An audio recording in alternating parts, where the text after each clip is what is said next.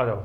तो अब अपन इसके अंदर देखते हैं नवंबर 2024 का अपने आर्थिक, ठीक है ना, पूरा जैसे जो आर्थिक है इसके अंदर नवंबर 2004 का अपन करेंगे। इससे पहले अपन दिसंबर का 1 महीने का देख चुके। अब दिसंबर वाला जो अपन ने जैसे देख लिया ना पूरा, तो देखो कई चीज़ें ऐसी हैं जो अपन अब ये नवंबर 2024 में भी आएंगी, लेकिन उसको हम ज़्यादा डिटेल में चर्चा नहीं करेंगे। क्यों? क्योंकि अपन वो दिसंबर 2024 में कर चुके हैं। तो जैसे कहीं भी मैं बोलूँ कि ये दिसंबर 24 वाली में है, तो उसमें आपको वो वीडियो या उसका PDF अपने को देखना है। क्यों? क्योंकि इसके अंदर अपन ने काफ़ी चीज़ें एग्जॉस्टिव में करी हैं। ठीक, आ जाओ। तो सबसे पहले आ रही न्यूज़ के अंदर लिखा हुआ है वर्ल्ड डेवलपमेंट, विश्व बैंक की वर्ल्ड डेवलपमेंट रिपोर्ट आई। कोई खास नहीं है, फिर जैसे अनुमान आते रहते हैं, है ना, बार बार अनुमान आते हैं, कभी IMF का आएगा, कभी वर्ल्ड बैंक का आएगा, कभी UNCTAD का आएगा। कोई ध्यान देने वाली बात नहीं है इसके अंदर। लेकिन देखो जो बात इंपॉर्टेंट है वो ये है कि ये किस रिपोर्ट के माध्यम से ये चीज़ बताते हैं। तो वर्ल्ड बैंक ने पब्लिश करी कौन सी? World development report. ठीक है, ये इतनी इंपॉर्टेंट नहीं है, लेकिन जितनी एग्जाम के अंदर ज़्यादा आती है वो अपने IMF की है। तो IMF की क्या है? वर्ल्ड इकोनॉमिक आउटलुक, है ना। ये आउटलुक जो वर्ड आता है ये अपने IMF वाली में आता है, वर्ल्ड इकोनॉमिक आउटलुक।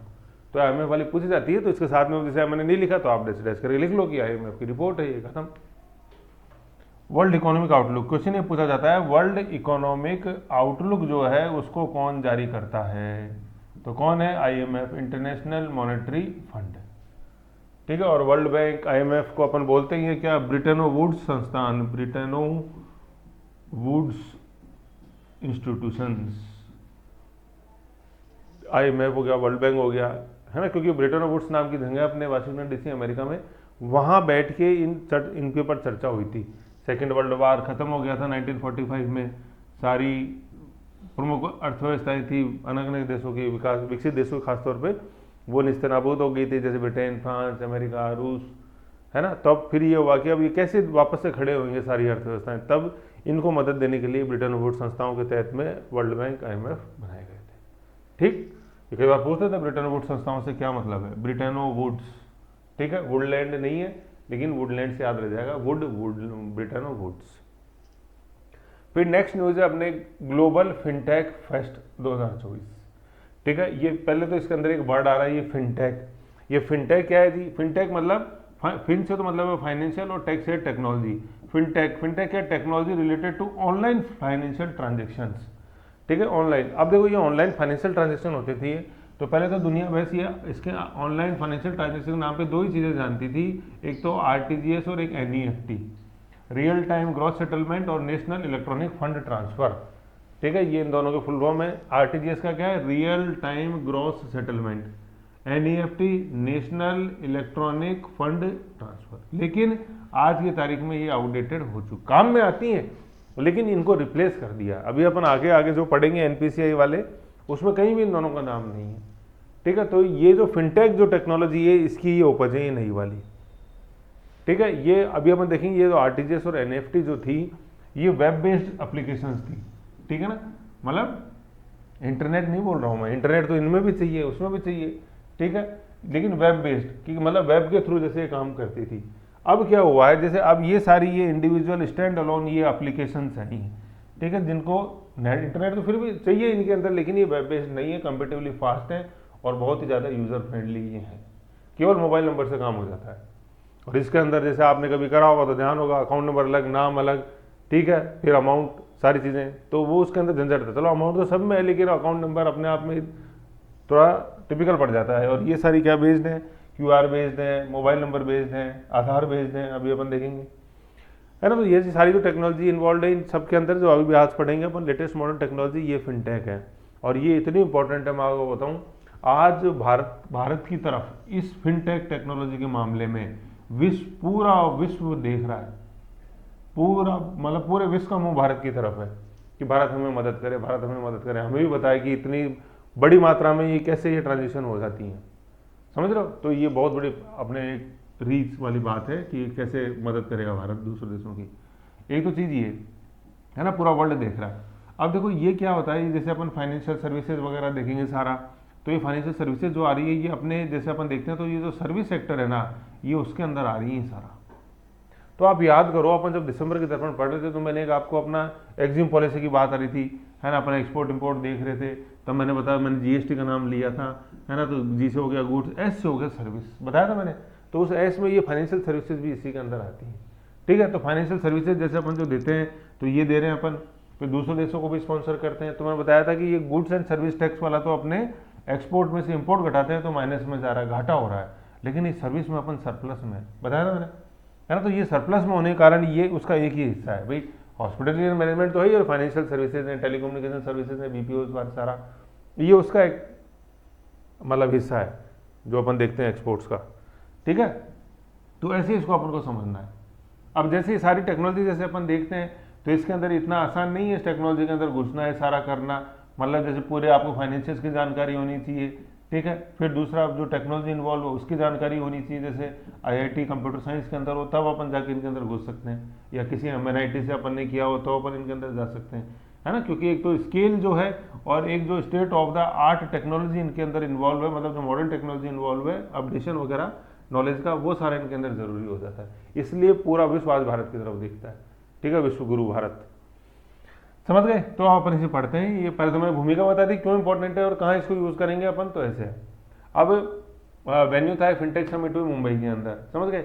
अब जब आप इस न्यूज़ को पढ़ोगे तो फिनटेक में तो होता है चलो मुंबई में जियो वर्ल्ड में हुआ, कोई खास बात नहीं है वो, ठीक है। लेकिन जो सबसे इंपॉर्टेंट चीज़ें इसके अंदर जो कुछ दबे हुए नाम हैं उनके बारे में अपन को पता होना चाहिए। जैसे सबसे पहले आएगा एनपीसीआई, पहले मैं आपको एक बार दिखा देता हूँ, देखो क्या, एक तो एनपीसीआई, फिर एनपीसीआई में अपन पढ़ते हैं यूपीआई है, एनईटीसी है, भीम ऐप है अपना, आईएमपीएस है, नैक है ऑटोमेटेड क्लियरिंग, और एईपीएस है जो अब ये आने वाले समय में जो गवर्न करेगा, समझ रहे हो। फिर क्या है, फिर ये पीसीआई है, पीसीआई जो पूरा गवर्न करता है, इंस्टीट्यूशन से ही है, जैसे एनपीसीआई भी इंस्टीट्यूशन है, पीसीआई इंस्टीट्यूशन है, एफडबलसी ये कन्वर्जेंस ये काउंसिल है, ये भी इंस्टीट्यूशन है। तो ये सारे इसको ये गवर्न करते हैं, है ना। तो अभी अपन देखते हैं कैसे सारी चीज़ें चलेंगी। और सबसे पहले अपन पढ़ते हैं इसमें इंस्टीट्यूशंस के बारे में, संस्थाएं जो इस फाइनेंशियल टेक्नोलॉजी के आज पीछे हैं। सबसे पहले है NPCI, national payment corporation of India, corporation limited, national payment corporation limited, NPCI, corporation India और कर देना कॉर्पोरेशन इंडिया लिमिटेड, एनपीसीआई, है ना। ये सबसे सर्वोच्च संस्थान है जो ऑनलाइन फाइनेंशियल ट्रांजेक्शन को देखती है। जैसे अपन ने कुछ भी किया, फोन पे किया, गूगल पे किया, पेटीएम किया, तो सर्वोच्च संस्था है जो इन सबको मेंटेन रखती है, वो कौन है, वो एनपीसीआई है, ठीक है। तो जैसे आपसे पूछते हैं निम्न में से कौन सी संस्था है जो ऑनलाइन फाइनेंशियल ट्रांजेक्शन को मॉनिटरिंग करती है, तो यह भी अपन सारा देखेंगे कैसे क्या। तो देखो, it is an umbrella organisation for operating real time payments and settlement systems in India for creating a robust payment and settlement infrastructure in India, ठीक है। अम्ब्रेला ऑर्गेनाइजेशन मतलब क्या है, ये जैसे अपन अम्ब्रेला देखते हैं, तो अम्ब्रेला के नीचे ही सब बाकी सारी आती हैं, ठीक है। तो ये जो अम्ब्रेला के नीचे खड़ा है वो अम्ब्रेला में सबकी रक्षा करता है। तो ये वो संस्थान है, कौन सा, अपना एनपीसीआई। अब अम्ब्रेला समझ गए। फिर इसमें दो लिखा हो, पेमेंट एंड सेटलमेंट। पेमेंट कैसे, कि जैसे मैंने दुकान वाले से कुछ खरीदा, कितने का भैया, 50 रुपये का, मैंने फ़ोन पे कर दिया, मेरे यहाँ से कट गए, मेरे अकाउंट में से कट गए, मैसेज आ गया, फिर उस अगले को भी तो प्राप्त होनी चाहिए ना। अगले को जब तक प्राप्त नहीं हुआ तब तक वो बोलेगा ही नहीं कि भैया नहीं, वो बोला आवाज़ ही नहीं आई, है कि नहीं है। तो आवाज़ नहीं आई का मतलब क्या है कि भाई इधर से तो कटे, और उधर जब तक वो नहीं जाके उसके अकाउंट में मिलेंगे तब तक वो ट्रांजेक्शन पूरी नहीं है। भाई अपन ने नोट इधर से दिया, नोट उस दूसरे के हाथ में जाएगा तभी तो ट्रांजेक्शन पूरी मानी जाएगी, ऐसा कैसा ऑनलाइन में ही है। तो पेमेंट का तो मतलब है एक इधर से निकलना, और सेटलमेंट का मतलब है उस दूसरी पार्टी के अकाउंट में पैसा जाना, दोनों बरोबर इंपॉर्टेंट है। तो ये है payments and settlement system, P&S system इसको बोलते हैं अपन। एक पेमेंट और सेटलमेंट हो, देखो कैसा हो कि अगर अपने पेमेंट कर दिया और सेटल ही नहीं हो, और बिना पेमेंट करे सेटल हो जाए तो दोनों ही इशू है उसके अंदर। तो ये ऐसे अपन को देखना है, ठीक। तो जैसे ऐसा नहीं है कि जैसे मेरा तो खाता है SBI के अंदर, फिर सामने जिसको पेमेंट कर रहा हूँ उसका है HDFC के अंदर। अब पता चला मैंने उसका QR कोड स्कैन किया तो SBI ने अपने आप देख लिया कि यार ये तो HDFC नहीं, इसको मैं ट्रांजेक्शन नहीं करने दूंगा। पहले होता था जब ये बहुत लिमिटेड थी चीज़ें, तो उसमें यूँ होता था कि SBI देखता कि बेनिफिशियरी बैंक अगर SBI है तभी वो उसको जैसे अलाउ करता, नहीं तो क्या हो जाता था जैसे उसको स्लो कर देता यूज़र, मतलब कह देता कि receiver bank server not responding, कुछ भी कर देते थे, ठीक है ना। ये बिल्कुल वैसे ही था जैसे जियो शुरू के अंदर आया, तो जियो ने जब जियो से अगर एयरटेल पे फ़ोन करते थे नंबर पे तो नंबर लगता ही नहीं था, डिस्कनेक्ट हो जाता था। BSNL पे करते थे तो डिस्कनेक्ट हो जाता। फिर वो उसको फ़ोन ट्रिपिंग को ट्राई ने लिया कि ये फ़ोन ट्रिप होता है, जैसे 6 बार में 1 बार लगता है नॉन जियो यूज़र के ऊपर, वो गलत है। तो ट्राई में गई शिकायत, फिर जियो सुधरे। तो ऐसे ही सबका। तो ये सेटलमेंट क्या है, आज कोई भी बैंक मना नहीं कर सकता किसी को भी, है ना। चाहे पेमेंट किसी भी बैंक से हो रहा हो और सेटलमेंट किसी बैंक में हो रहा हो, तो बिल्कुल वो हैजल फ्री होएगा, जब तक कोई और तीसरी कोई टेक्निकल प्रॉब्लम नहीं आती। कोई मना नहीं कर सकता आज, ठीक है, ये चीज़ है। तो ये सब किसने संभव किया? Umbrella organisation NPCI, national payment corporation India limited, ठीक है, समझ गए।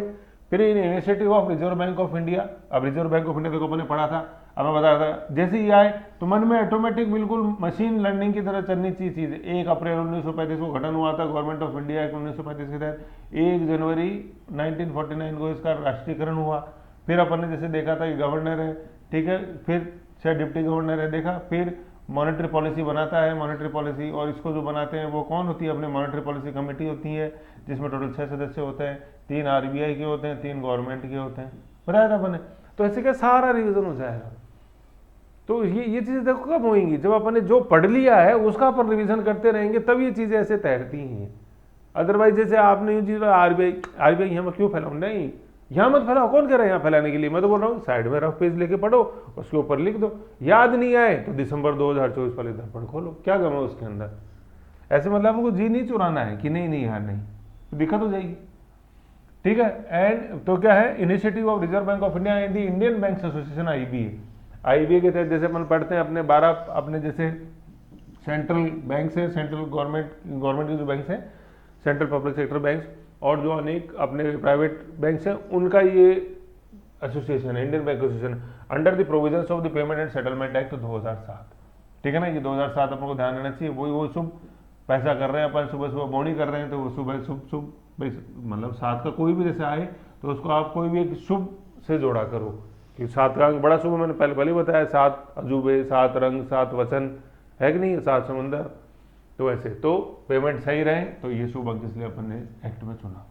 तो ये क्वेश्चन क्या होता है, जैसे आज एनपीसीआई का मैं क्वेश्चन बताऊंगा, तो ऐसा नहीं कि सिंगल स्टेटमेंट बना के पूछ लिया, अलग अलग, कि it works under the RBI regulation, it Indian payment and settlement act 2017, it is a premier institution या अम्ब्रेला इंस्टीट्यूशन, फिर पूछता है कि which of the following statement is correct या इनकरेक्ट, ऐसे है ना। जैसे कल मैंने दिखाई थे, अपन ने क्वेश्चन देखे ही थे पहले भी, ठीक है। तो ये है। अब इसमें देखो, ये जैसे अपन ये देखते हैं एनपीसीआई का देखते हैं, तो ये कुछ लोगोज हैं, है ना, जो मतलब अपने सामने नजर में पड़ते हैं, लेकिन कई बार अपन ध्यान नहीं देते हैं। तो अब जैसे आप देखो, ये जैसे हर यूपीआई पे आपको ये लोगो दिखेगा, कोई सा ही हो, ठीक है ना। जैसे मान लो पेटीएम है, तो खुद का तो चलो वो बड़ा करके रखेगा, लेकिन छोटा सा नीचे आपको दिखाई देगा, क्योंकि ये इंस्टीट्यूशन है जिसने इन सबको परमिशन दी। तो ये एनपीसीआई है, national payment corporation of India, ठीक है, एनपीसीआई, भारतीय राष्ट्रीय भुगतान निगम, ऑलवेज फॉरवर्ड, ठीक है, ये इसका लोगो है, ठीक है। पूछ लेंगे एनपीसीआई का लोगो क्या है, तो वो मतलब स्लोगन है, सॉरी, ऑलवेज फॉरवर्ड, ठीक है। फिर अपन देखते हैं, अब ये कुछ क्या है, ये जैसे अपन जो देखते हैं सारे से, ये क्या है, ये यूपीआई के एग्जाम्पल है। यूपीआई होता है क्या? यूपीआई लिखा हुआ है यूनिफाइड पेमेंट इंटरफेस, ठीक है, ये कॉमन नेम है, ठीक है, कॉमन नेम है, कॉमन नेम मतलब सर्वनाम है एक तरह से, ये कॉमन नेम है हर तरह की यूपीआई के लिए, हर तरह का जैसे अपन को ऑनलाइन करना है, इसके एग्जाम्पल होते हैं, यूपीआई के एग्जाम्पल हैं, जैसे सबसे वेल नोन है फोन पे है, अपने पेटीएम है, ठीक है, गूगल पे है, ये सब यूपीआई के एग्जाम्पल है। तो जैसे अपन बोलते हैं ना, जैसे भैया जैसे सब्जी ले लिया, तो भैया जैसे ऑनलाइन ले लोगे क्या, है ना। तो जैसे आप किसी अच्छे स्टोर पे जाओगे तो आपसे पूछेगा अच्छा यूपीआई से कर, कैसी है यूपीआई, वो ये नहीं बोलते हैं फोन पे तो अपन बोलते हैं जैसे अपन को ज्ञान नहीं होता, तो है ना। किसी अच्छे स्टोर में जाओगे तो सामान खरीदते हुए जब बिल की बात आएगी तो कैश काउंटर बैठा हुआ आपसे यही पूछेगा कि सर कैश करोगे या यूपीआई करोगे, है ना, ऐसे। फिर अपन जैसे हम लोग ज्ञान खाने में तो अपन बोलते हैं हाँ सर भैया फोन पे करूंगा, तो फोन पे किसका एग्जाम्पल है? यूपीआई का एग्जाम्पल है। तो यूपीआई कॉमन नेम है सबके लिए, जैसे डॉक्टर अपने पास डॉक्टर, फिर आगे जाते हैं कि हाँ भाई ये आंखों का है, ईएनटी है, ऑन्कोलॉजी है, ऑर्थो है, गायनो है, क्या है, तो वो डॉक्टर कॉमन नेम है, ऐसे ही डॉक्टर कॉमन नेम है यूपीआई। समझ गए? पहली चीज तो ये है।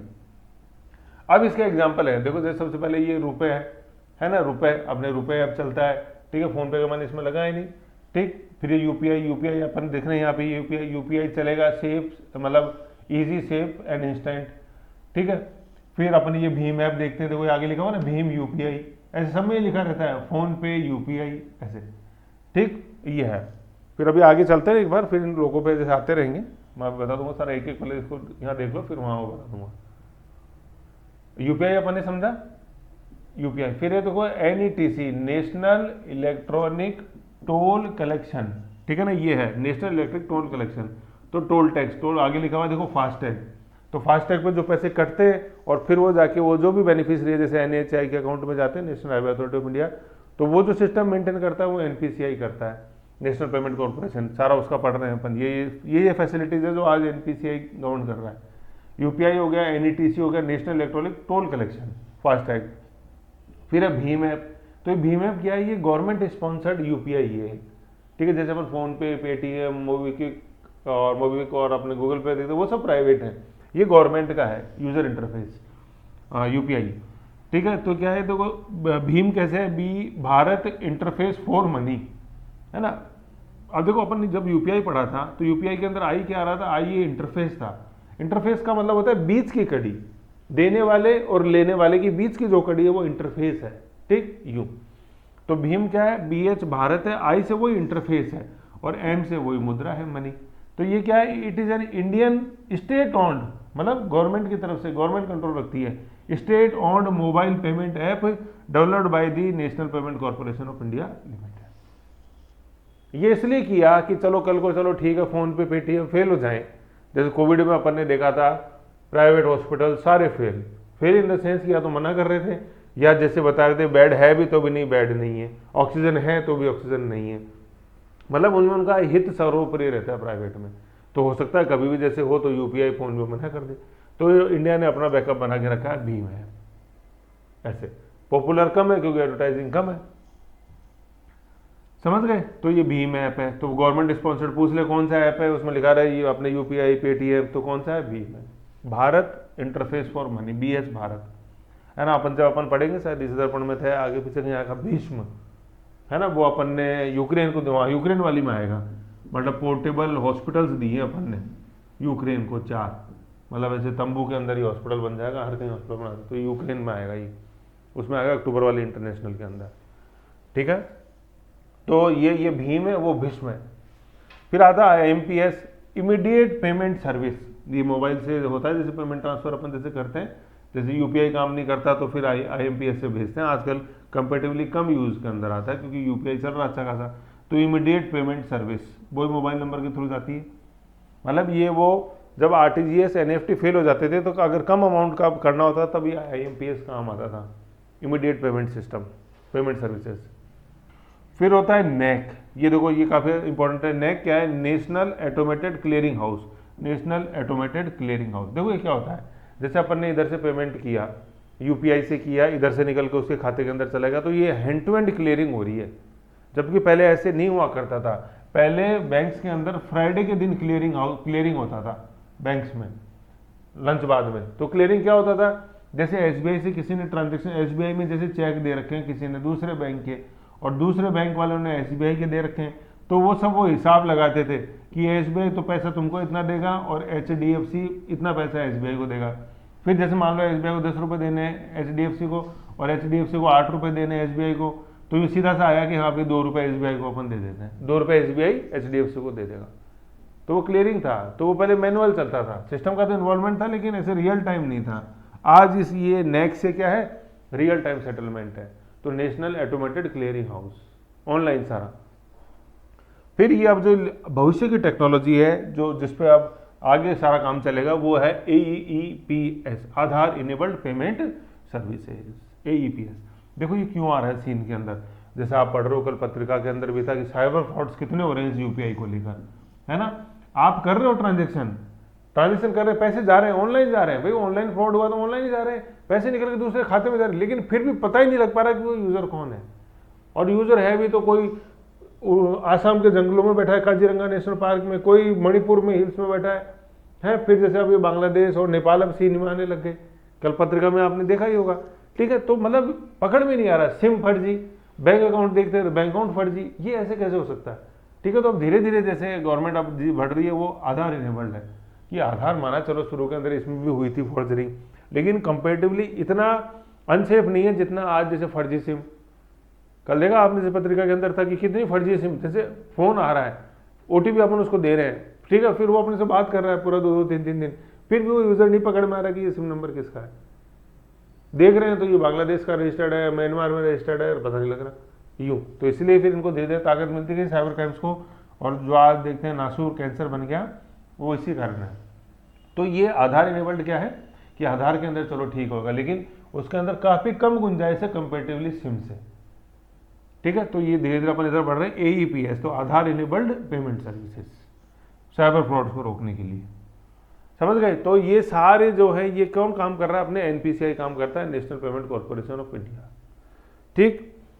फिर अपन आगे बढ़ते हैं, एक है PCI, payment council of India, ये भी इंस्टीट्यूशन ही है, क्या करता है, 2013 में बना। अब याद करो जैसे NPCI कब बना, पेमेंट एंड सेटलमेंट, तुम्हें बताया था वो शुभ है ना, पेमेंट होना चाहिए शुभ, तो वो कौन सा एक्ट, 2007 का एक्ट बना, ठीक है। अब 2007 में आप जैसे देखो है ये सब शुरुआत करी, ये था UPA का पहला काल 2004 से 2009, कांग्रेस का पहला काल, UPA 1 गवर्नमेंट, और दूसरी आई थी UPA सेकंड जब 9 से 14, और फिर 14 के अंदर NDA मोदी बने। तो देख लो पहल कहाँ से हुई, ठीक है। तो ये वही सारी चीज़ें हैं जो आज गवर्नमेंट जिनको आगे बढ़ा रही है। आजकल लगता यूँ है कि देश आज़ादी कब हुआ है, 2014 से, समझ गए। तो ऐसे अपन को बिल्कुल निष्पक्ष होकर चीज़ों को देखना है। Payment council of India formed in year 2013, Modi तो अगली साल आएंगे 2014 के अंदर, समझ रहे हो। Formed in year 2013 to cater the needs of the digital payment industry, वही जो अभी मतलब NPCI बन गया, उसके लिए जितने भी गवर्नमेंट से बात करनी है और जो स्टेक होल्डर्स है उनसे बात करनी है, कौन करेगा, payment council of India, to promote payment industry growth and to support our national goals of cash to cashless society, मतलब कैश टू कैशलेस सोसाइटी, ये यूं है, ठीक। To make India a cashless society, growth of financial inclusion, payment council of India comprises of the following sub committees, वो UPI, वो अपने Bharat payment से related payment banks, मतलब ये क्या है, ये और इंस्टीट्यूशन से बात। NPCI जो है ना, जो अपन ने ऊपर देखा, ये तो टेक्नोलॉजी डेवलप करता है, ठीक है। जैसे भाई काम करना है तो कैसे बनेगा कि जो पूरी टेक्नोलॉजी जो इन्वॉल्व है वो NPCI टेक्निकल ऑर्गेनाइजेशन है, ये देखता है कि जैसे जो भी पेपर वर्क जैसे करना है, किससे क्या बात करनी है, ये कौन डिसाइड करता है, ये पेमेंट काउंसिल ऑफ इंडिया करती है कि जैसे गवर्नमेंट जाके बात करनी है। अब जैसे मान लो NPCI के पास तो डेवलपर्स हैं सारे कि ऐसे ऐसे काम करना है, रियल टाइम किसी को दिक्कत आ रही है तो उस पर नजर रखना है, ये क्या करता है, ये पेपर वर्क, ठीक है। आज चीफ सेक्रेटरी के साथ किसी राज्य के साथ मीटिंग है तो NPCI के मेंबर जाएंगे। भीम ऐप के तहत SBI के मैनेजर से बात करनी है, कहीं से जाके मीटिंग करनी है तो पेमेंट काउंसिल ऑफ इंडिया के सदस्य जाते हैं और वो चीज़ वो पेपर वर्क सारा पूरा करते हैं, समझ गए। क्योंकि देखो अलग अलग सब नहीं होंगे तो फिर दिक्कत हो जाएगी ना। अब मान लो वो डेवलपर है, अब वो तो आया सुबह 9 बजे, ठीक है सर लाओ, क्या कौन से में दिक्कत आ रही थी, किसी यूजर को दिक्कत आ रही थी, क्या है, कस्टमर केयर पे जो कंप्लेंट्स आनी उसको देखेंगे, और उसको बोला ना जाओ तुम तो जाके एक बार SBI मैनेजर से बात करके आओ, क्या दिक्कत है, नहीं कल तो गड़बड़ होगी ना। तो ऐसे अलग अलग है, सब काम बटा हुआ है जिससे कि स्मूथ काम हो। फिर अपन देखते हैं फिनटेक कन्वर्जेंस काउंसिल। ये फिनटेक कन्वर्जेंस काउंसिल क्या है कि जैसे अपन को पता है आज गवर्नमेंट ये कर रही है अपनी, फिर कोई दूसरी जैसे देश की सरकार है, जैसे अमेरिका ने कोई बनाया, UAE से जैसे अपने पास सबसे ज़्यादा पैसे आते हैं रेमिटेंस भारत के अंदर, UAE भी जैसे अंदर है, लेकिन UAE और भारत का जैसे जो भीम है उसके अंदर कोऑर्डिनेशन नहीं है कि नहीं। तो अपन को कन्वर्ट्स का मतलब क्या होता है, सब जैसे आके यहाँ मिल रहे हैं, ये कन्वर्ट्स, ठीक है। तो जैसे आपको लिखा रहता है कई बार रोड पे यूँ बना रहता है, ये ऐसे जाके और ये ऐसे, फिर आगे लिखा रहता है कन्वर्जेंस अहेड, कि ये जो रोड चल रही है ना ये आगे जाके यहाँ पे मिलेंगी, तो उसमें लिखा रहता है कन्वर्जेंस अहेड कि आगे 2 रोड जाके मिल रही है ना। तो ये कन्वर्ज करने का इसका काम होता है कि एक जगह लेके आए सभी को। तो एस्टेब्लिश हुआ 2017 के अंदर to advocate for the fintech ecosystem by facilitating meaningful dialogue between policy makers, regulators and industry stakeholders, अलग अलग जैसे जो हैं तो उनको उनके सभी को हितों को एक जगह लेके आए। Promoting the penetration of financial services through out the India, तो जितने भी अदर स्टेक होल्डर्स हैं, चाहे बनाने वाला, फिर कुछ जैसे इन्वेस्टर्स होते हैं, शेयर होल्डर्स होते हैं कि हाँ हम भीम में आप इन्वेस्ट करना चाहते हैं, तो इन सब को यहाँ एक जगह लेके आता है। ये कौन, FCC फिनटेक कन्वर्जेंस काउंसिल, ऐसे।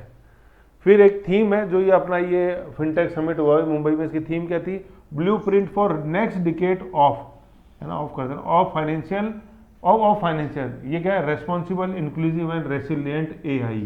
रेस्पॉन्सिबल, आज जैसे AI का टाइम अपन देख रहे हैं, कल अपन ने पढ़ाई था एक, जैसे अपन ने कल पढ़ा था ना वो फिजिक्स के अंदर मशीन लैंग्वेज आया, फिर उसमें हिटमैन आया था, फिर मैं उसको ना गलती से वो ग्रैंडफादर बोला गया था, वो ग्रैंडफादर नहीं, वो गॉडफादर है, गॉड फादर ऑफ एआई आया था, हीटमैन आया था ना, फिजिक्स का जो नोबेल पुरस्कार दिया गया इस बार मशीन लर्निंग के लिए, मशीन लर्निंग एंड एआई, वो हीटमैन। तो उसमें मैंने गॉड ग्रैंडफादर बोल दिया था गलती से, वो गॉड फादर है, गॉड फादर ऑफ एआई हीटमैन, है ना। तो एआई का टाइम है। तो ये कैसी हो एआई, अब जैसे आप थोड़ा हीटमैन के बारे में आप पढ़ोगे ना, तो इनकी एक बार डिस्कवरी के ऊपर छोटी सी कमेंट्री थी, बड़ी अच्छी थी वो। इन्होंने क्या किया, ये गूगल के ब्रेन थे, इनको बोलते हैं शॉर्ट के अंदर गूगल ब्रेन। आज जैसे जो अपन जितना भी गूगल देखते हैं, डाला आ गया, चैट जीपीटी आया, सारा चैट जीपीटी एआई की एक पहली स्टेज है। तो गूगल को जो बनाने के पीछे जो काम था वो इस हीटमैन का काम था, गॉड फादर ऑफ एआई। फिर क्या हुआ, इन्होंने एआई इन्वेंट करी सारा, ये 2009 से लेकर और 17 तक गूगल के अंदर थे ये, है ना। एआई का सारा इन्होंने किया। फिर इन्होंने क्या, गूगल छोड़ दिया। ठीक है, गूगल क्यों छोड़ा इन्होंने, क्योंकि इनको ये लगने लग गया कि ये जो एआई मैं बना रहा हूं इसका दुरुपयोग होएगा। ठीक है, तो जिसको आज जैसे अपन बोलते हैं कि रेस्पॉन्सिबल एआई, तो ये वो है रेस्पॉन्सिबल एआई। मतलब उनको ये लगने लग गया कि यार ये एआई धीरे धीरे ये मानव अस्तित्व के लिए आज खतरनाक बनेगी ये, है ना। तो इसलिए उन्होंने गूगल छोड़ा। जैसे अपन पहले देख रहे थे, कल मैंने बताया, तो ऑरेंज एजेंट अमेरिका के स्कॉलर ने बनाया, यूज हो गया वियतनाम के अंदर, है। अल्फ्रेड नोबल ने बनाया, डायनामाइट यूज हो गया विश्व को मिटाने के लिए अमेरिका इटली के द्वारा। और फिर जो अपन क्लाइमेक्स देखते हैं, जिसका क्लाइमेक्स हुआ 1914 में, फर्स्ट वर्ल्ड वार चालू हुआ, है कि नहीं है। फर्स्ट वर्ल्ड वार तो क्या था, सब के बीच के अंदर जो गुस्सा था वो गुस्सा फूटा था। और वो गुस्सा कब से भर रहा था, वो गुस्सा तो 1850 से भरना चालू हो गया था यूरोपीय देशों के बीच में। वही अल्फ्रेड नोबल ने जो डायनामाइट का आविष्कार किया था उसका यूज करके, समझ गए। तो ऐसे ही फिर ये हीटमैन ने ये देख लिया कि मेरी इस टेक्नोलॉजी का दुरुपयोग हो गया, होएगा फ्यूचर में, इतनी भयानक टेक्नोलॉजी है कि इंसान का अस्तित्व खतरे में पड़ जाएगा। तब इन्होंने गूगल छोड़ा, क्योंकि उनको लगा कि गूगल जो है वो रेस्पॉन्सिबल एआई पे काम नहीं कर रहा है। ठीक है, ये तो इंस्टीट्यूशन से अलग हो गए। तो ये रेस्पॉन्सिबल एआई ये संदर्भ के अंदर है। रेस्पॉन्सिबल एआई, इंक्लूसिव एआई, ऐसा नहीं है कि सिर्फ प्रॉफिट मेकिंग के लिए, गरीब के लिए कैसे काम आ सकती है उस बारे में अपन को सोचना है। और रेसिलिएंट का भी मतलब वही होता है अकाउंटेबल, देने वाला कुछ। ठीक है, ऐसे मतलब सेल्फ नहीं हो मोटिवेटेड, सेल्फिश मोटिवेशन से, वो सबको साथ में लेकर चले और सबके हितों की बात करे, वो रेसिलिएंट। तो रेस्पॉन्सिबल, इंक्लूसिव एंड रेसिलिएंट एआई, समझ गए, ये चीज़ है अपने। तो इसके अंदर अपन ने क्या देखा, इस पूरी न्यूज़ के अंदर अपन ने देखा कि एनपीसी ग्लोबल फिनटेक समिट थी अपने, तो मतलब नेशनल अपने ग्लोबल फिनटेक समिट, ग्लोबल, अब वही देखो कन्वर्जेंस, सारे देश आके बात कर रहे हैं, बैठेंगे एक जगह आके बैठेंगे, बात करेंगे तुम्हारे क्या हमारे क्या है, और फिर चीज़ को आगे बढ़ाएंगे। ठीक है, तो वही फिनटेक टेक्नोलॉजी रिलेटेड ऑनलाइन, मतलब फिनटेक तो क्या है, technology related to online financial transaction. अभी अपन ने देखा यूपीआई खास तौर पे, वेन्यू था मुंबई के अंदर, और थीम क्या थी, वही रेस्पॉन्सिबल, है ना। थीम मतलब एडवांस फ्यूचर की टेक्नोलॉजी कैसी, और रेसिलिएंट, रेस्पॉन्सिबल, रेसिलिएंट, और अपने एआई, मतलब रेस्पॉन्सिबल, रेसिलिएंट एंड इंक्लूसिव एआई। इसके अंदर अपन इंस्टीट्यूशन देखें, एनपीसीआई अम्ब्रेला ऑर्गेनाइजेशन 2007 के अंदर गठित और आरबीआई के अंडर में काम करता है। ठीक है, फिर अब देखो अपन ने इसके, अब जो मैंने यहाँ पहले छुड़वा दिए थे, अब देखो अपने रुपए अपन ने देखा। ठीक है, ये भी क्या है, ये यूपीआई इंटरफेस ही है। यूपीआई देख लिया अपन ने, चलेगा। एनईटीसी देखा अपन ने, नेशनल इलेक्ट्रॉनिक टोल कलेक्शन, वही फास्टैग। भीम यूपीआई देख लिया, state owned UPI. IMPS, immediate payment system. NACH अपन ने देख लिया, ऑटोमेटेड क्लियरिंग हाउस, फ्राइडे की जरूरत नहीं है, हर पल पल क्लियरिंग हो जा रही है। फिर एईपीएस अपन ने देख लिया, आधार इनेबल्ड। ई को आप ढंग से देखो, ई पे में ये बायोमेट्रिक लगा हुआ है, ऐसे वो अंगूठे की ये वो बनी हुई है, ऐसे ही अंगूठे में जो अपने होती है ये ऐसे निशानी, ये ई पे वो बना हुआ, आधार इनेबल्ड पेमेंट सर्विस, ऐसे फ्यूचर का यूपीआई है ये। आने वाले टाइम में आप जो देखोगे, अपन बता रहे भैया मोबाइल नंबर बताओ, अब वो जो क्यूआर होगा, उस क्यूआर को अपन जैसे देखेंगे तो वो आधार इनेबल्ड होएगा वो। ठीक है भाई, भेजने वाले का तो ज़्यादातर होता ही है, वो तो वैसे भी आधार पे ओटीपी आता है, लेकिन लेने वाले जिसकी पेमेंट जा रहा है तो वो आधार इनेबल्ड होएगा, तभी वो यूपीआई काम करेगा। अभी मोबाइल नंबर से करता है, ठीक है ना। और ये क्यूआर बेस्ड आधार इनेबल्ड होएगा। क्यूआर को अपन जानते ही है, क्विक रेस्पॉन्स। ठीक है, क्यूआर जैसे अपन देखते हैं, ये ऐसे खुलता है क्यूआर। ठीक है, ऐसे खुलता है क्यूआर, खुलता है। तो इसके अंदर बीच के अंदर तो पूरा एक एल्गोरिथम डिकोडेड होता है, और इधर यहाँ कोनों के अंदर 3 कोनों में, 1 2 और ये 3 कोनों में, ये 3 कोने खाली होते हैं। ठीक है, ये इस वाले कोने के ऊपर तो वही जो अपन जैसे देखते हैं वो बना रहता है। मतलब ये जो स्क्वायर्स जो होते हैं ये 3 कॉर्नर में होते हैं, ऊपर वाले दोनों, और ये लेफ्ट साइड में होता है, ये लेफ्ट राइट है।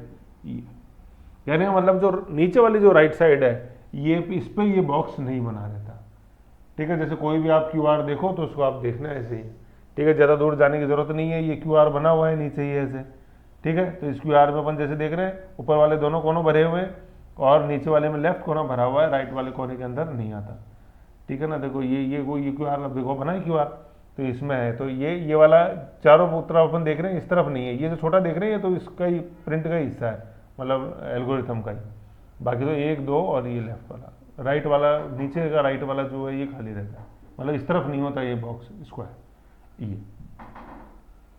तो यहाँ तो ये QR जैसे यूँ था कि जैसे ये PDF मेरे को आपसे शेयर करनी है तो इसका इस डॉक्यूमेंट का QR बन जाएगा, फिर वो QR को स्कैन करेगा तो ये डॉक्यूमेंट आपके पास आ जाएगा ये ऐसे। तो क्विक रेस्पॉन्स QR में जो है वो Q स्टैंड्स फॉर क्विक, ठीक।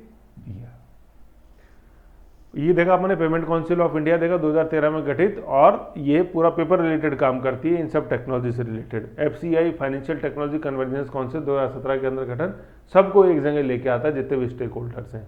और ये आ गया थीम क्या है, रेस्पॉन्सिबल इंक्लूसिव एंड RRI पढ़ा अपने, RIRAI hitman God father of अपने AI machine learning and AI, जिनको 2024 का फिजिक्स का नोबेल पुरस्कार मिला।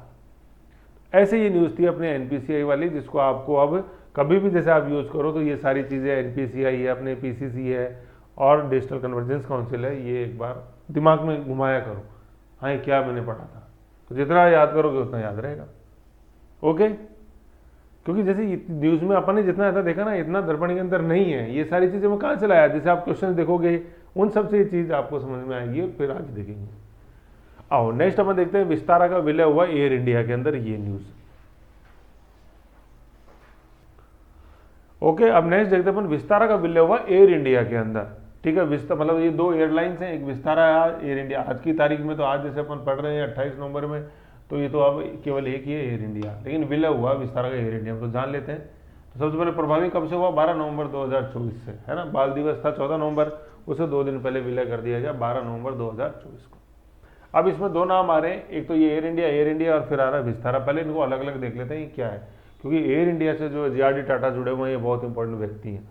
तो पहले तो अपन जैसे देख लेते हैं, ये जो एयर इंडिया आप पढ़ोगे इसके अंदर 4 और 5 पायदान है, मतलब जो पायदान, एक तो ये आएगा 1932, एक यहाँ आएगा 1953, ठीक है, एक आएगा 1960 गौरीशंकर, एक आएगा 2006, गवर्नमेंट ने गलती करी बहुत बड़ी, ठीक है ना, 2006, और फिर गवर्नमेंट को उस गलती का एहसास हो गया 2022 के अंदर, ये तो ये 2006 और फिर 2022, है ना। तो एक बार इधर यहाँ साइड के अंदर ये तारीख जैसे लिख लो आप, ये जो मैंने प्रिंट दिया उसमें 1932, 1953, 1960, 2006, 2022 और आज जो अपन ये नीचे विलय देखेंगे 12 नवंबर 2024, है ना। इन डेट्स को अलग, ईयर्स को अलग रखो तब ये चीज़ समझ में आएगी, नहीं तो ऐसे कंफ्यूजन हो जाएगा तो कब क्या हुआ था। तो सबसे पहले तो देखो 1932 जैसे अपन देखते हैं, तो जैसे देख रहे हो 32 और 53, ये 3 इधर आ गया, 3 दोनों 5 जोड़ के इधर आ गया, तो ये तो दोनों ये एक, ऐसे मैं याद करने का तरीका बता रहा हूँ। फिर अपन 6 देख रहे हैं, ये 60 इधर, ये 6 इधर, ये एक आ गया, और 22 और 24 यहीं साथ में। तो ऐसे अपन एक पैटर्न बना सकते हैं दिमाग में, 32, 53, 60, 2006, 2022 और 2024, ठीक है ना। कोई मुश्किल नहीं है देखो इन पैटर्न को पकड़ना, बस इसकी शर्त क्या होती है, बस ठंडे दिमाग से सोचना है, और सोचते समय इतना प्रेशर दिमाग पे रहना चाहिए कि यार कि मेरे को ये याद करनी है, तो इसका कोई ढंग का सा एक फ्लो, एक पैटर्न मेरे को नजर आए जिससे कि मेरे को याद हो जाए, है ना। कल मैंने आपको नोबल याद कराए थे, तो मुझे बताओ जैसे क्या याद नहीं हुए।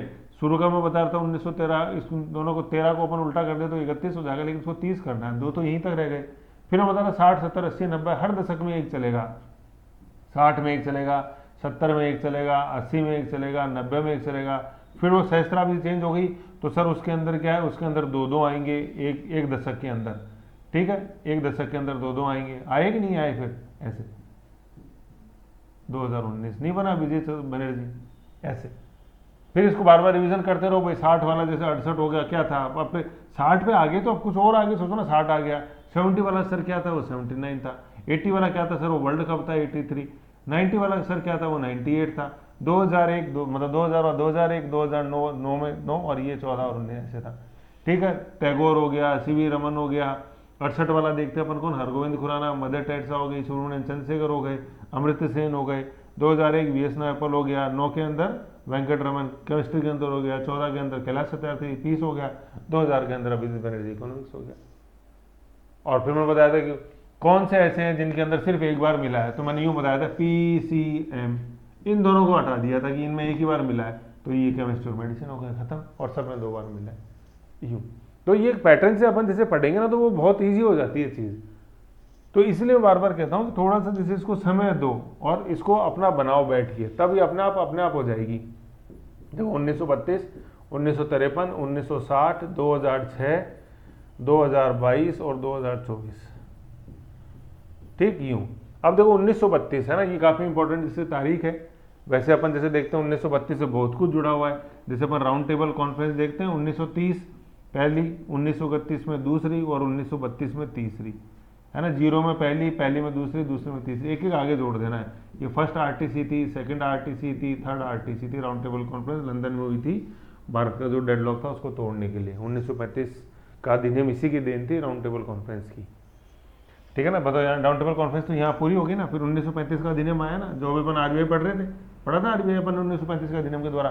तो जो भी इन तीनों गोलमेज सम्मेलनों का निष्कर्ष निकला था वो आज अपने सामने आया था 1935 के एक्ट का अधिनियम, है कि नहीं। और देखो कितना इंपॉर्टेंट 1935 का अधिनियम। भारतीय संविधान जो है ये 50% से ज़्यादा किसकी हूबहू नकल है, 1935 के अधिनियम की नकल है।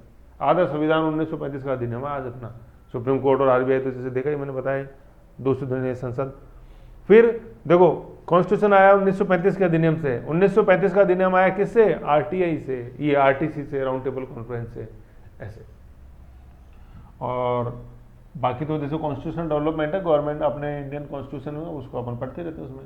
लेकिन 1932 यूँ समझ लो कि तीसरी गोलमेज सम्मेलन के अंदर इन्होंने उड़ान उठाई थी, ऐसे याद आता।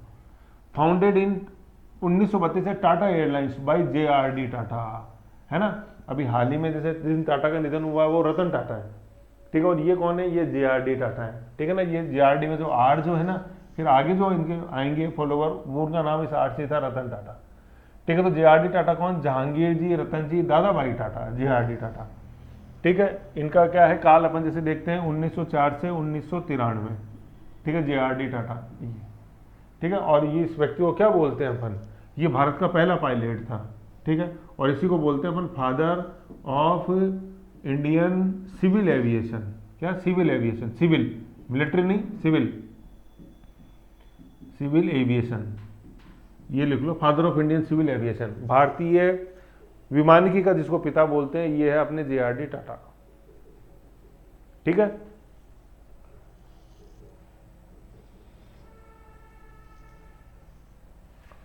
ठीक है, जैसे अपना इंडियन स्पेस प्रोग्राम है ना, father of Indian space research किसको बोलते हैं अपन, जो इसरो का हेडक्वार्टर जिस नाम से है, तो इसरो का हेडक्वार्टर है बेंगलोर में, तो उसको अपन क्या बोलते हैं, विक्रम साराभाई स्पेस सेंटर। तो father of Indian space research ये विक्रम साराभाई है, विक्रम साराभाई, ठीक है, ये है।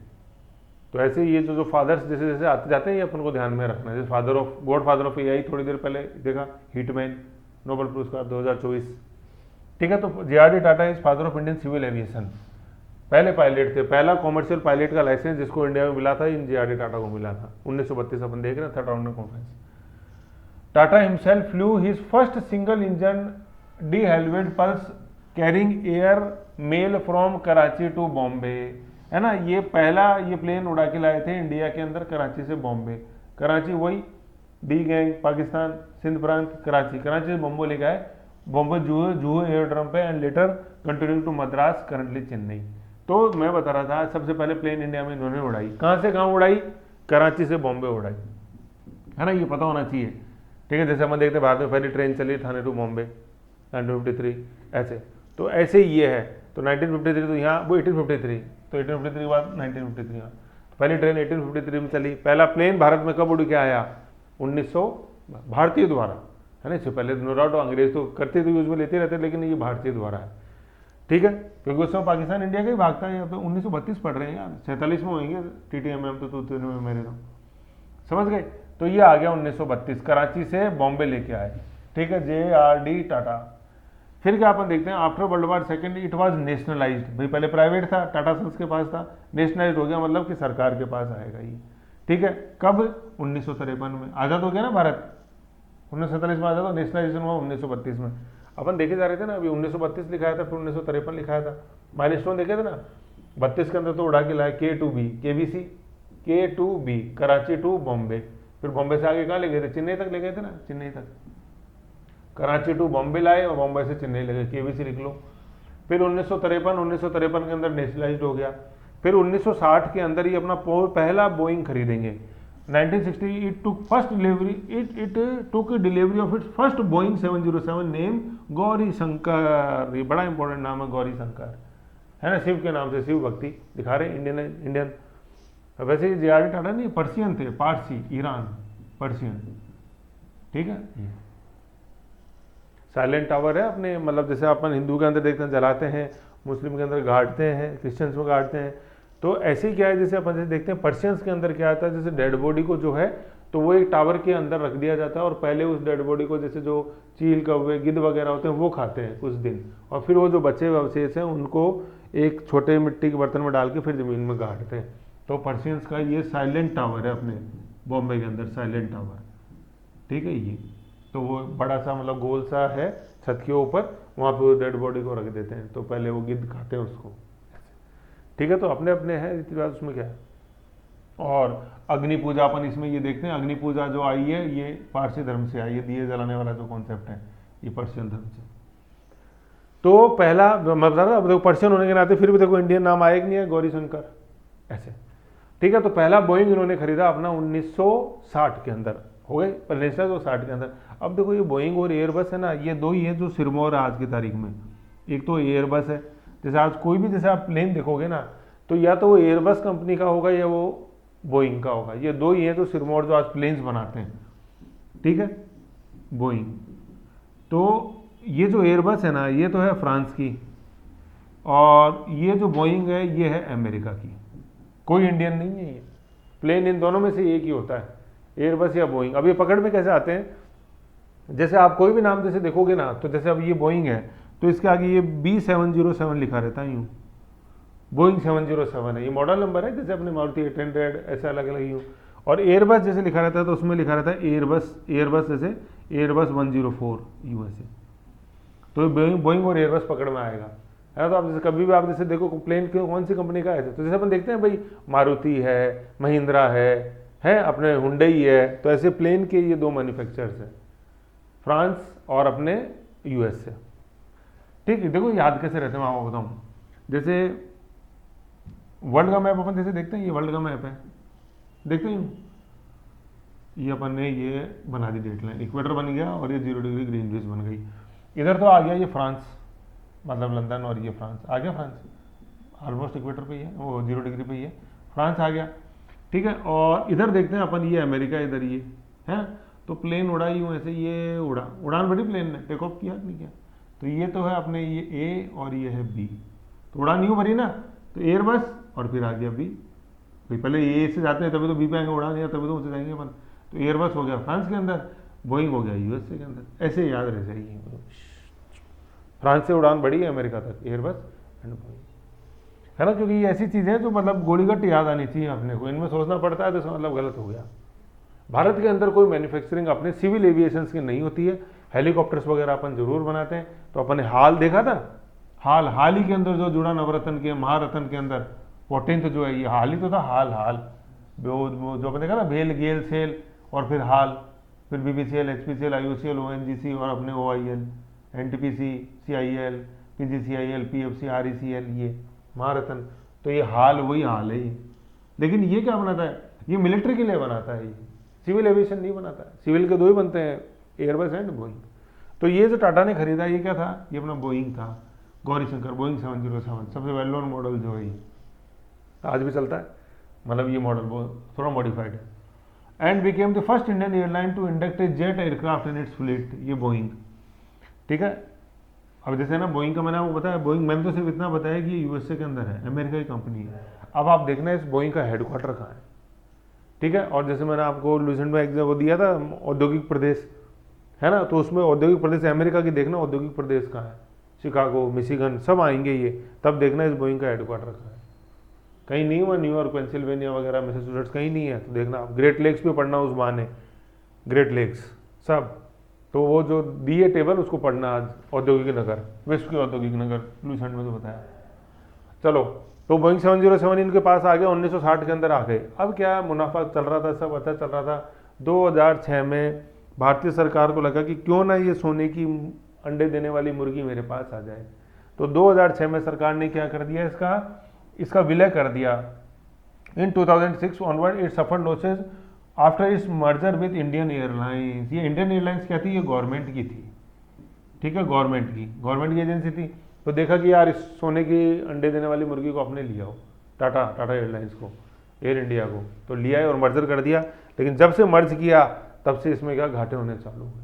वो घाटे होने क्यों चालू हो गए, क्योंकि इसके अंदर यूँ उस समय स्टडी आई कि 45% से जो सीड्स हैं वो रिजर्व रहती हैं, किसके लिए, जो पॉलिटिशियंस होते हैं, एमपीज़ हैं, एमएलएज़ हैं, और जैसे जो ब्यूरोक्रेट्स हैं उनके लिए रिजर्व रहती हैं। और रिजर्व रहने का मतलब क्या है, इनका जो कोई भी पेमेंट नहीं आता था भी तो फिर 4-4, 5-5 साल बाद वो पेमेंट्स आ रहे हैं। भाई बिल बन रहे हैं गवर्नमेंट में, तो ये तो बिल भेजा हुआ है, आ रहे, फिर वो बिल अटक जाता था सैंक्शन में, कि क्या सैंक्शन थी, क्या सैंक्शन तो 3 जनों की थी, इजराइल जाने की एग्रीकल्चर के हिसाब से, या गेम्स में कॉमनवेल्थ जाने की 3 जाने थे और चले गए 30, बाकी 27 का बिल कौन देगा, तो गवर्नमेंट में सैंक्शन के लिए भेजा हुआ है। फिर गवर्नमेंट बदल गई, चलते रहते थे, फिर वो पेंडेंसी बढ़ गई, एनपीए बढ़ गए, इनके नॉन परफॉर्मिंग असेट्स आए ही नहीं, तो घाटा बढ़ने लग गया इसका। फिर ऐसे चलता रहा और 2022, 16 साल तो निकल गए ना, 22 में गवर्नमेंट की आँख खुली, हाँ यार गड़बड़ है, तो वापस से इनकी जितनी भी संपत्तियाँ थी जो 2006 में सरकार ने ली थी, वो वापस से टाटा सन्स को दे दी गई। कहने का मतलब अब एयर इंडिया वापस से मुक्त हो गया, अपनी खुद की पहचान एयर इंडिया ने बनाई, ठीक है। ऐसे ही सारा चल रहा है ना। तो ये सारी जो मैंने अभी माइलस्टोन आपको बताया, 1932 सबसे पहले कहाँ, KBC, कराची से बॉम्बे और बॉम्बे से चेन्नई। 1953 क्या हुआ कि भाई चल रहा था सारा, लेकिन भारत आज़ाद हो गया था, 47 में तो नेशनलाइज कर दिया। 1960 में इन्होंने अपनी संपत्ति और आगे बढ़ाई, और पहला बोइंग जो कि अमेरिका विमान निर्माता कंपनी है, वो बोइंग 707 अपने काफिले में जोड़ा। सोने के अंडे देती थी, तो सरकार ने देखा कि क्यों ना यार अपने ही मिला लूँ मैं इसको, ठीक है। फिर ये हुआ 2022 के अंदर सरकार को अपनी गलती का एहसास हुआ, और 2024 के अंदर 12 नवंबर 2024 को विस्तारा मिले। ये देखे अपन ने 32 देखा था, 53 देखा था, ठीक है, 60 देखा था, और ये 2006 देखा था, आगे सारी डेट्स समझ गए, ये चीज़ है। तो अपन ने एयर इंडिया का सारा हिस्ट्री देख ली, क्या है, JRD Tata, father of Indian civil aviation, Jehangir ji, Ratan ji, Dadabhai Tata. अब देखो आपको कुछ नाम बताता हूँ इसके अंदर। देखो ये मतलब इनमें एक वो परंपरा है कि पुराने जैसे जो ग्रैंडफादर से उसका नाम मेरे नाम में आना चाहिए। ये दादा भाई है ना, ये दादा भाई नौरोजी है, ये grand old man of India, दादा भाई नौरोजी, ठीक है। ये जो जहांगीर जी है ना, जहांगीर, तो ये जैसे अपन जैसे पढ़ेंगे थोड़ा सा, टिस्को वगैरह जैसे आते हैं, जमशेदपुर आता है, जमशेदपुर जिसने बसाया, और टाटा का TISCO, Tata iron and steel, उसके पीछे थे जहांगीर चढ़ा, ठीक है। और ये रतन जी, ये भी इनके फोरफादर्स में ही हुआ है, जो अपन रतन टाटा भी नाम आगे देखते हैं। तो ये सब पर्शियन थे। अपने टिस्को संस्थापक हुआ, फिर दादा भाई नौरोजी हैं, रतन टाटा हैं, ऐसे। फिल्म इंडस्ट्री में अपन जैसे देखते हैं, बोमई ईरानी, डॉक्टर मुन्ना भाई MBBS प्रिंसिपल जो बने थे, वो है, काफ़ी सारे हैं, समझ गए, ये चीज़ है। तो एयर इंडिया देखिए। अब अपन विस्तारा देखते हैं, विस्तारा क्या है। देखो विस्तारा क्या थी, जैसे अपन देख रहे थे कि भाई 2006 के अंदर विलय हो गया, किसमें, इंडियन एयरलाइंस के अंदर, और वो विलय 2022 तक चला कि नहीं चला। अब भाई इनका तो नाम एक तरफ से खराब हो रहा था, मतलब खराब क्या भाई, जो इन्होंने सोच के बनाई थी, भाई ऐसी थोड़ी यार, JRD टाटा 1932 के अंदर उड़ा के लिए आए थे, 53 के अंदर नेशनलाइज हो गए, उसके बाद भी 1960 में मैंने बोइंग जोड़ा है कि नहीं। तो ऐसे थोड़ी था कि हम USA हवा में उड़ान भरते हैं। हाँ, वो बात दूसरे की नज़रें आसमान पे थी, लेकिन पाँव ज़मीन पे थे, और हमेशा आगे बढ़ते गए। लेकिन तुमने हमारी यहाँ ऐसे क्या किया, ये जो बढ़त थी उस पर रोक लगा दी। चलो रोक लगा दी, कोई बात नहीं है, ठीक है। हम अलग से तो उड़ान भर ही सकते हैं ना, अलग से तो हमारे जो सपने थे, जो साकार करते आ रहे थे, उनको कर ही सकते हैं ना। तो वो जो एक कुव्वत जो थी ना दिल के अंदर की, नहीं हसरत जो थी कि यार नहीं मैं तो कुछ करूं, है ना, हसरत तो रही मेरे दिल में। तो वो जो हसरत थी दिल में, वो टाटा सन्स, उस हसरत के कारण टाटा सन्स ने हाथ मिलाया किसके साथ, सिंगापुर एयरलाइंस के साथ, और अपनी वापस से एक वो प्राइवेट फ्लीट वापस से खड़ी करी। क्योंकि भाई हसरत तो थी ना दिल में यार, हसरत तो रही मेरे दिल में, बनूं तेरे गले का हार, तो वापस से हार बनना है तो बन गए, अलग से बना दिया। Was a joint venture between Tata sons and Singapore Airlines, commenced operation on 9 January 2015। भाई तुम तो सरकार के अंदर लेके बिल नहीं आते, कोई बात नहीं यार, सरकार ने दे दिया फैसला, हम भाई भारत के पीछे हमारा अस्तित्व है, तो भारत सरकार ने बोला इंडियन एयरलाइंस ठीक है जाओ, लेकिन मेरे दिल में हसरत है उसको मैं पूरी करूंगा। अलग से तो मैं कर सकता हूँ ना कुछ भी जो करूँ, तो मैंने अलग से कर लिया, सिंगापुर एयरलाइंस के साथ किया, तो उस समय मतलब सिरमौर थी, चलती आ रही थी सिंगापुर, ठीक है, ये हो गया साहब, ठीक है किया। अब मैं बता रहा था कि 2015 से किया, अच्छा खासा काम चल रहा था सारा, लेकिन वो 2022 के अंदर सरकार को समझ में आ गई कि नहीं यार इसको अलग करो, तो 2022 में पहले अलग हो गए थे। फिर टाटा सन्स ने भी देखा यार फिर अब सिंगापुर एयरलाइंस की क्या जरूरत है, जब मेरे पास वो जो मेरी एयर इंडिया थी, जिसको मैंने खड़ा किया था, वो मेरे पास वापस में आ गई, तो अब इसको अलग से सिंगापुर का क्या मेरे को मदद लेनी है, ज़बरदस्ती उसको सुननी पड़ती है। इससे बढ़िया आज मेरी हो, मेरे पास जो मेरा था, जो मेरी हसरत थी, मैंने किया था जिसको पूरा, मैं वापस को लेकर आ जाता हूँ, मेरी चलाता हूँ ना अकेला, दूसरे की छाया क्यों, ऐसे ही हूँ। तो सीज्ड ऑपरेशन ऑन 12 नवंबर 2024, अभी गया ही है 10-15 दिन पहले। तो एयर इंडिया खुद का था, लेकिन फिर सरकार ने ले लिया 2006 में, हसरत रह गई, उसको पूरा करने के लिए विस्तारा खड़ी करी 2015 में, ठीक है। लेकिन 7 साल बाद जब एयर इंडिया वापस आ गई, तो 9 साल बाद इन्होंने खुद देखा कि यार जो अपनी एयर इंडिया, क्योंकि एयर इंडिया तो खुद की थी ना, वो तो अपना दिल का सपना था जो मैंने खुद खड़ा किया था, तो उसको कैसे मिटने देंगे अपन, नहीं। तो वापस से अपन क्या आ गए, वापस से आज एयर इंडिया वापस अपनी आके खड़ी, समझ गए। तो ऐसे देखो कहानी है पूरी, ये सारी चीज़ अपन ने देखी, समझना है इसको। तो विस्तारा तो क्या जॉइंट वेंचर था टाटा सन और सिंगापुर एयरलाइंस का, समझ गए। आज जैसे कुछ मतलब आप जैसे रखी हिस्सेदारी, लेकिन बहुत लिमिटेड है, 25% समथिंग जैसे एयर इंडिया के अंदर रखी है सिंगापुर की, और बाद में वो भी धीरे धीरे खत्म हो जाएगी, समझ गए। अब जैसे एक ये वर्ड आता है इंडिगो, ठीक है, इंडिगो भी एयरलाइंस है, जो कि सबसे भारत की सबसे बड़ी और वर्ल्ड का सबसे ज़्यादा पैसेंजर जो लोड जो ट्रेवल करती है वो है टाटा इंडिगो। और टाटा इंडिगो वो है जिसने आम आदमी को प्लेन में बैठने का मौका दिया, ठीक है। टाटा सन्स के पास भी एयर इंडिया थी, सारा था, लेकिन प्राइसेस और इनकी जो फ्लीट्स थी ये बहुत लिमिटेड थी। भाई आप जैसे विस्तारा के अंदर जब विस्तारा भी चलती थी, तो आम आदमी की बस की नहीं थी इस विस्तारा को भी अफोर्ड करना, मतलब इंडिगो और विस्तारा के फेयर्स में ज़्यादा भी नहीं तो करीबन मतलब 1.75% का फ़र्क रहता था। 1.75 जैसे कैसे कि आपको जैसे टिकट बुक करानी है, इंडिगो ले रहा है 1000 रुपये और विस्तारा उसी की लेगी 1700 रुपये, है ना। वो चलो ठीक है, सुविधाएं थी, सारी चीज़ें थी, लेकिन आम आदमी जो पहली बार जैसे प्लेन में बैठ रहा है उसको सुविधाओं से मतलब नहीं है, वो तो गंतव्य पहुंचना। भाई ज़्यादा ज़्यादा भाई 1 घंटे का सफर हो, उसमें क्या सुविधाएं, और इतनी ऐसी तो सुविधाएं है नहीं कि प्लेन में, इतनी भी नहीं है कि प्लेन में जाकर वो दरी पे बैठाएंगे तो सीट पे ऐसे, है ना। तो इसने आम आदमी को बैठाया। और इंडिगो की एक थोड़ी सी क्या एक किस्मत कह लो, कुछ ही कह लो चाहे से क्या, कि भारत सरकार ने एक योजना चालू करी थी उड़ान, उड़े देश का, ए से क्या है, ये ए से है आम नागरिक, उड़े देश का आम नागरिक। तो ये दोनों चीजें एक साथ हुई, उधर तो ये इंडिगो का लॉन्च हुआ और उधर ये उड़ान को सरकार पंख दे रही थी। उड़ान योजना के तहत सरकार क्या चाहती थी कि जो छोटे छोटे शहर हैं जो अभी तक नहीं जुड़े हैं, ठीक है, एयरपोर्ट से, एयरलाइन से, उनको जोड़ा जाए, उनके अंदर एयरपोर्ट्स बनाए जाएं, ग्रीन फील्ड एयरपोर्ट बने, ब्राउन फील्ड एयरपोर्ट बने। देखो ये ग्रीन फील्ड और ब्राउन फील्ड 2 वर्ड आते हैं, कोई भी प्रोजेक्ट होता है, जैसे हाईवे में भी आता है, रेलवे में भी आता है, एयरपोर्ट्स में भी आता है। एक होता है ग्रीन फील्ड और एक होता है ब्राउन फील्ड। वो यूँ लिखा रहता है कि ग्रीन फील्ड एयरपोर्ट है ये यूँ लिखा रहता है ये कि ग्रीन फील्ड प्रोजेक्ट है ये, या ब्राउन फील्ड प्रोजेक्ट है। तो देखो ग्रीन फील्ड क्या होता है, जैसे ग्रीन फील्ड आप अंदाजा कौन से लगाओ भाई, ग्रीन फील्ड का मतलब ये होता है सर हरा, ठीक है ना। यहाँ इन्वायरमेंट से मतलब नहीं है, हरा, हरा का मतलब सर वहाँ पे है ना पहले खेत वेत कुछ थे या पेड़ वगैरह वहाँ कुछ थे, उनको तो काटा है और उसकी जगह वो एयरपोर्ट बना है या कुछ भी बना है, वहाँ हाईवे बनी है, कुछ भी बनी है। लेकिन पहले वहाँ क्या थे, पहले वहाँ ग्रीनरी थी, या तो खेती होती थी, खेत थे या पेड़ थे। तो कहने का मतलब ये क्या हो गया, ये जो ग्रीन फील्ड प्रोजेक्ट्स होते हैं ये क्या होते हैं, ये नए होते हैं। और ब्राउन फील्ड क्या है, ब्राउन फील्ड वाले इसका विलोम हो गया, ये ओल्ड ही होते हैं। ओल्ड का मतलब क्या है, फिर उसको रिनोवेट कर देते हैं। जैसे जयपुर इंटरनेशनल एयरपोर्ट देखते हैं अपन, वहीं पे था एयरपोर्ट सारा, ठीक है, लेकिन उसका रिनोवेशन कर दिया और आगे बढ़ा दिया। तो वो अब वो क्या कर दिया अपन ने कि वही नई बोतल में पुरानी शराब है, तो वो क्या है, वो ब्राउन है। और जहाँ एयरपोर्ट था ही नहीं, है ना, आज जैसे मान लो अपन टोंक के अंदर एयरपोर्ट बनाते हैं, तो वो पहले खेत वेत थे, जंगल थे, उनको हटाया है और फिर वहाँ एयरपोर्ट बना है, तो वो क्या हो गया, वो ग्रीन फील्ड हो गया। ऐसे है ना। तो नए हाईवे प्रोजेक्ट्स में आज जैसे मान लो अजमेर रोड जब ये बनी है नए गोल्डन क्वाड्रिलेटरल में, तो ब्राउन फील्ड था क्योंकि रोड पहले से वहाँ थी।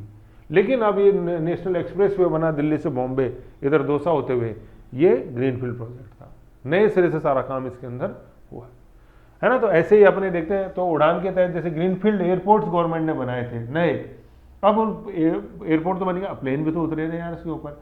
अब टाटा एयरलाइंस का जो अपना जैसे था, जैसे एयर इंडिया और विस्तारा, इनके पास फ्लीट्स इतने नहीं थे। भाई 1000 के तुम क्यों ले रहे हो 1700 रुपए, क्योंकि एक तो तुम्हारे पास विमान कम है कि नहीं, तो विमान कम है तो बात सीधी सी बात ज़्यादा है कि वो कॉस्ट ऑटोमेटिक कम आएगी, और विमान ज़्यादा है तो ऑटोमेटिक कॉस्ट कम हो जाएगी। इन जयपुर से बेंगलोर जाना है, विस्तारा का तो एक ही प्लेन मिलेगा दिन में, और टाटा इंडिगो के 5 प्लेन मिलेंगे, है कि नहीं। तो वो जो कॉस्ट आती है वो 5 में बांट देगा टाटा इंडिगो, और ये 1 में बांटते हैं, समझ गए। ये बिल्कुल वैसे ही जैसे 100 रुपये आप तो एक आदमी से लो तो 100 देगा, और वही 100 रुपये अपन 5 आदमी से ले रहा हूँ, तो हर आदमी को कितने देने पड़े, 20 रुपये, ऐसे, समझ गए। तो ये इंडिगो एयरलाइंस की ये खास बात है, ठीक है। और इंडिगो जैसे अपन देखते हैं तो ये नीला रंग है ये, तो इंडिगो से मतलब क्या है, इंडिगो से मतलब है ये नील से, है ना, नील जो अपन देखते हैं ब्लू कपड़ों में जो लगती थी पहले इंडिगो, तो ये वो है। तो भारत की जैसे एक थी पहचान पूरे विश्व में उस सफ़ेदी के लिए, भारतीय कपड़ा बाजारों में बिकता था, एक तो सफ़ेदी, मतलब एक तो उसके जो कॉटन जो थी मुलायमनेस था, और दूसरा जो उसमें एक सफ़ेद चटक जो रंग था, तो ये जो सफ़ेद ब्राइटनेस जो आती थी इस नील से आती थी। अपने बयाना के अंदर भरतपुर में होती थी, सरखेज गुजरात में होती थी, तो वहाँ से ये उस कपड़े को उस पानी में डुबोते थे, और जब पानी में डुबोते थे ना, पहले जैसे कपड़ा अभी मेरे हाथ में है, उस कपड़े की कीमत थी 1 रुपये, और जब वो पानी में से डूब के जब बाहर निकलता था तो उसी कपड़े की कीमत हो जाती थी 1000 रुपये।